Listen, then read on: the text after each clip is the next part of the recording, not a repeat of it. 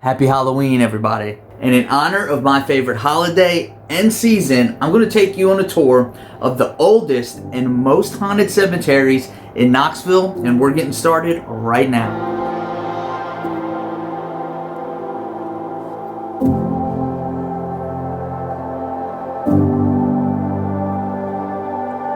What's up, everybody? Welcome back to All Things Knoxville with me, Ben Barreto, your local real estate pro and relocation expert for East Tennessee. Before we jump into today's video, I want to remind you that I can make videos every week.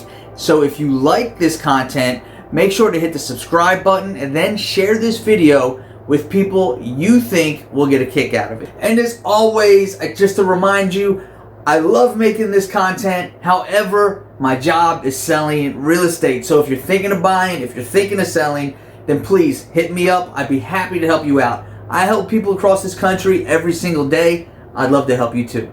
Now it's time to talk ghosts and goblins. So today we're going to do both ghost stories to celebrate Halloween, but also this is going to be a bit of a driving tour. I'm going to cut myself out of this video in just a second and tell you about the locations and the legends behind the places we're going to see. So you don't have to look at my ugly mug the whole time. So with that said, let's get started with the second oldest cemetery in Knoxville, Tennessee, Old Gray Cemetery. So Old Gray Cemetery is the second oldest cemetery in Knoxville, Tennessee. It was established in 1850 and it's about 13.47 acres. The cemetery contains graves of some of Knoxville's most influential citizens, ranging from politicians and soldiers to artists and activists. The cemetery is also noted for the Victorian era marble sculpture and elaborate carvings adorning many of the grave markers and headstones. In 1996, the cemetery was added to the National Register of Historic Places. Named for the English poet Thomas Gray, lived 1716 to 1771, Old Gray Cemetery is an example of a so-called garden cemetery, a mid-19th century style that sought the transition of graveyards from urban churchyards to quiet suburban plots. Unlike its crowded predecessor, which we'll visit next, Old Gray features spacious graves, grand monuments, and extensive vegetation, and its layout bears more resemblance of a public park than a cemetery. Playwright Tennessee Williams mentioned Old Gray in his short story The Man on the Overstuffed Chair, and Pulitzer Prize-winning novelist Peter Taylor alludes to the cemetery in his book In the Tennessee Country.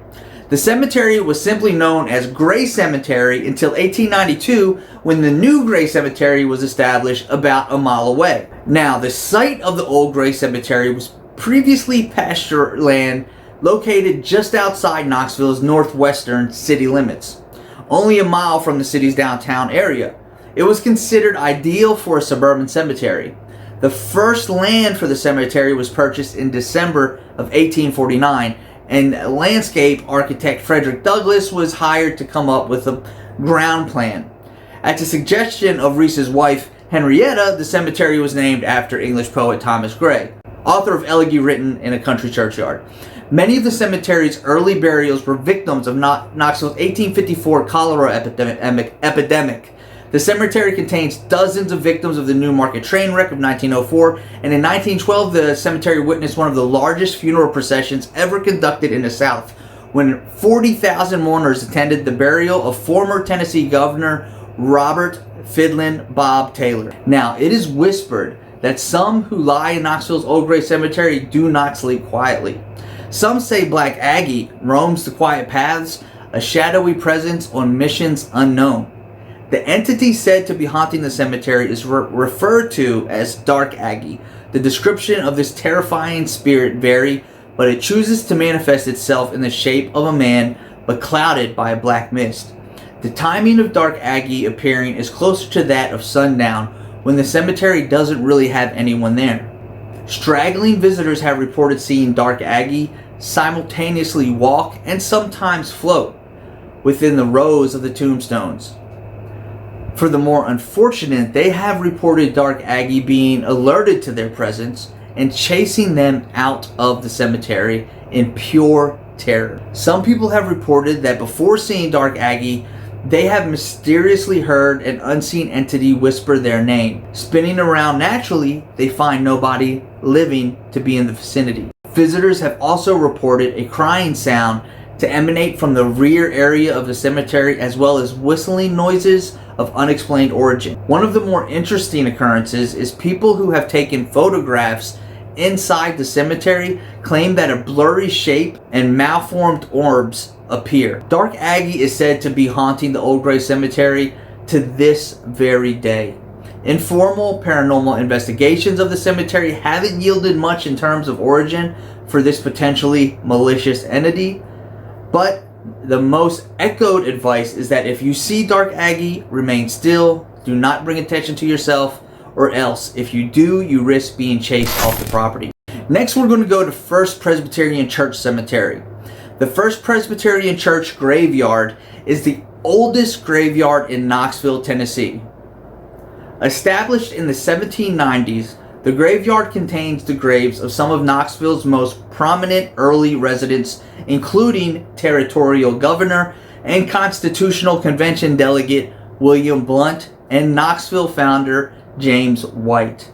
In 1996, the graveyard was added to the National Register of Historic Places. In 1838, hundreds of Knoxvillians died when an unknown illness, probably malaria, swept through the town. Approximately 1/10 of the marked graves in the graveyard are dated for 1838, more than any other single year, and one tombstone mentions the fever. The graveyard was open to new burials until 1857, but the last burial took place in 1879.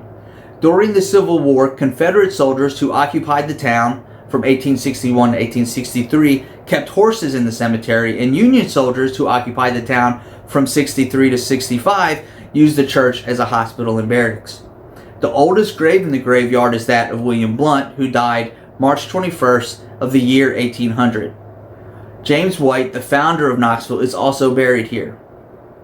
A ghost said to be haunting this graveyard is that of Abner Baker, a Confederate soldier who got into an argument with a Union soldier named Will Hall, who ended up beating up Baker in the confrontation. The prideful Confederate soldier, Baker, didn't take the beating well and ended up shooting and killing Will Hall afterward. Abner Baker was immediately arrested and detained for the murder, but the mob of Knoxville Unionists didn't think a trial was necessary.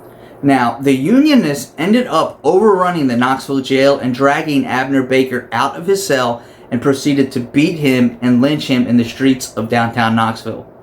The frightening thing is he didn't die right away, but suffered as he hung from a tree for almost an entire day.